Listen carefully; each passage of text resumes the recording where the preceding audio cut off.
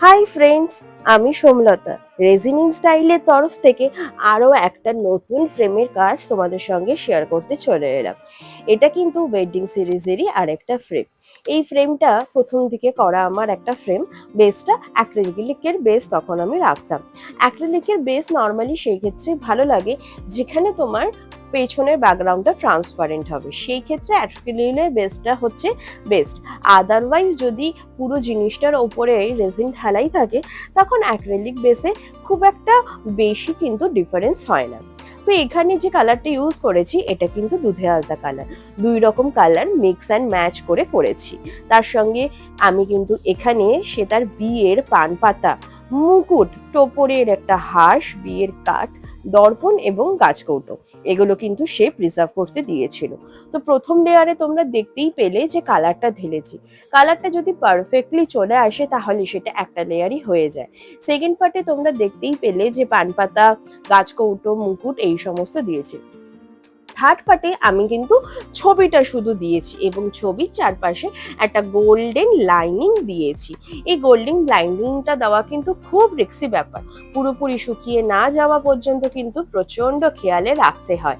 And সেই খেয়ালটা রাখা যে বাইরের দিকে ছড়িয়ে গেল না ভেতরের দিকে চলে গেল, সেইটা কিন্তু মারাত্মক লেভেলের এখানে দেখে দেখে রাখতে হয়। এইটা যদি ঠিকঠাক ভাবে দেখে না রাখা যায় তাহলে কিন্তু সমস্ত কাজ পণ্ড হয়ে যায়। তার কারণটাই হচ্ছে যে এগুলো কিন্তু ওয়ান টাইম করার জিনিস, বারবার কিন্তু করা যায় না। আর বিয়ের কার্ডে তোমরা দেখতেই পাচ্ছ সিম্বল হিসেবে গণেশজি, তাদের বিয়ের কার্ডে একটা লোগো ছিল সেটা, তাদের নাম দেওয়া ছিল সেটা এবং বিয়ের ডেট, এই সমস্ত জিনিসই কিন্তু তাদের বিয়ের কার্ড থেকে নাও। এবং বিয়ের মালার কিছু ফুলও কিন্তু আমি এটার মধ্যে ইউজ করেছি, তার প্রতিও ইউজ করেছি। কাজ করতে করতে আমার চুল একটুখানি চলে এসছে, তোমরা সেটাকে একটুখানি ইগনোর করো, বাট জিনিসটা দেখে নিও যে কতটা সুন্দর হয়েছে।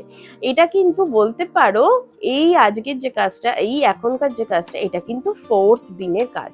মাঝে অনেক সময় অনেকগুলো এক্সট্রা লেয়ার পরে যেগুলো আমি রেকর্ড করি না, যেটা তোমাদের সঙ্গে শেয়ার করার মতন হয় সেই পোর্শনটাই কিন্তু আমি রেকর্ড করি। অনেক পোর্শনই কিন্তু আমি স্কিপ করে যাই, যেটা একদমই প্রয়োজনীয় মনে হয় সেটাকেই স্কিপ করি। বাকি সব ক্লিপস কিন্তু তোমাদের সঙ্গে শেয়ার করি আমি।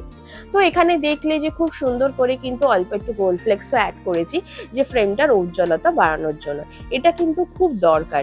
এই লেয়ার্স বাই লেয়ার্স এর যে রিফ্লেকশনটা তৈরি হয় সেটা এই একমাত্র গোল্ড ফ্লেক্স থেকেই আসে, অ্যান্ড সেটা খুব সুন্দর লাগে।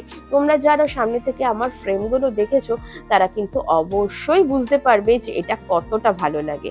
আর তোমাদের যদি এরকম ফ্রেম পছন্দ হয়, তোমরা যদি এরকম ফ্রেম করাতে চাও, তাহলে কিন্তু অবশ্যই আমার সঙ্গে যোগাযোগ করতে পারো। কেমন কেমন হয়েছে সেটা কিন্তু অবভিয়াসলি আমাকে কমেন্ট